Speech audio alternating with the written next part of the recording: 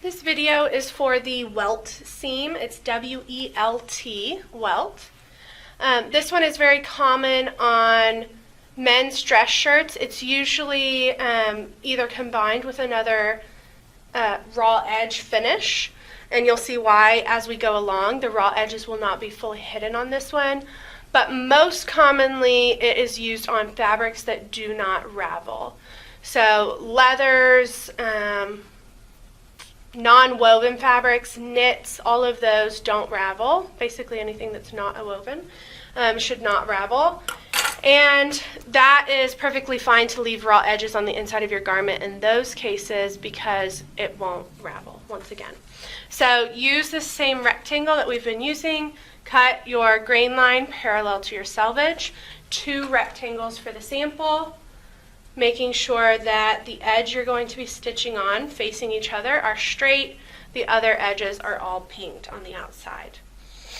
This one we will start with right sides together, a regular 1/2 inch seam.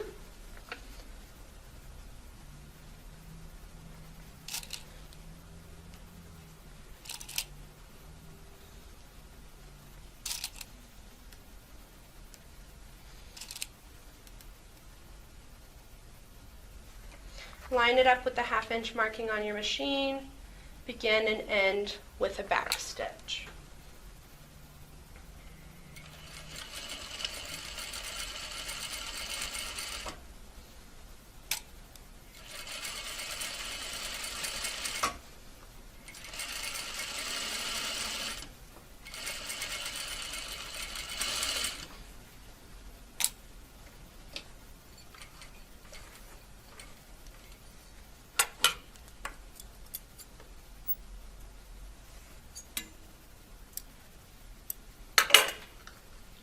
So this is where we're at the moment.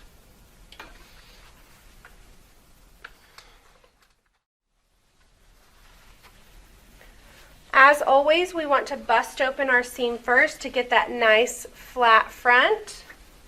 So I'm going to lay it face down, separate my seam allowances, pull apart my rectangles so that they are completely flat on the underside, and press.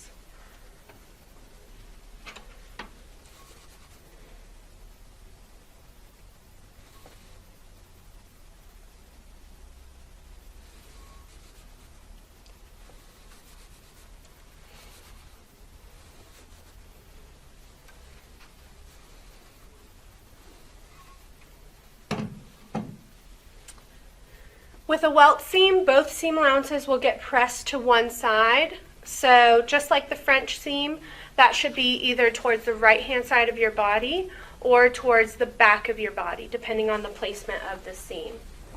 So press both of those over towards the right.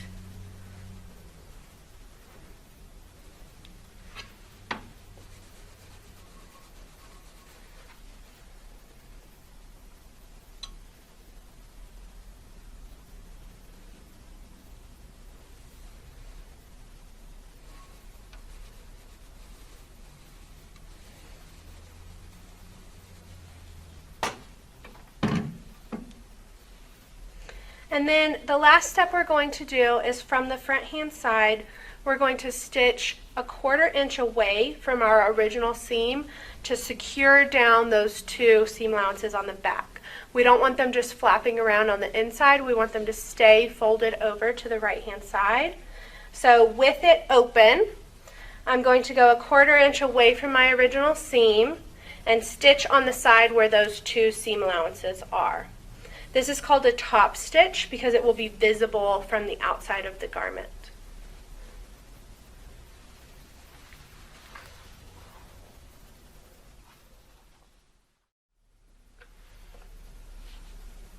Okay, so we're ready to do our top stitch. I can see when I pull this back that my 2 seam allowances are over on my right hand side. That way I can, actually I want them over on the left-hand side, excuse me. That way I can line up my original seam with that 1/4 inch marking.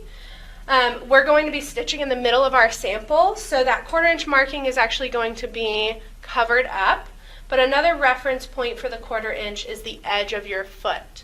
So the very outside right-hand edge of your foot is also a 1/4 inch away from the needle.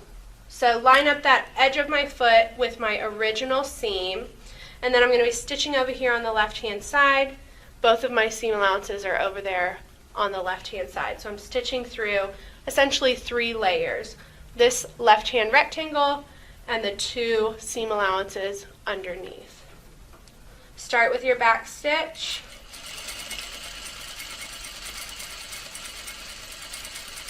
Follow it down, making sure that seam stays even with the edge of your foot.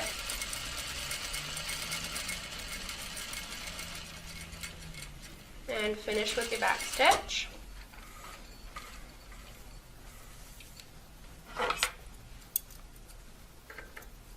And that is a welt seam. From the outside, you've got a seam and a top stitch line, a 1/4 inch apart. And on the inside, you've got your seam allowances. Raw edges, again, are still visible, so this can only be used on specific types of fabric or in combination with another seam finish or raw edge finish. But on the back, you should see what looks like a double row of stitching to a 1/4 inch apart.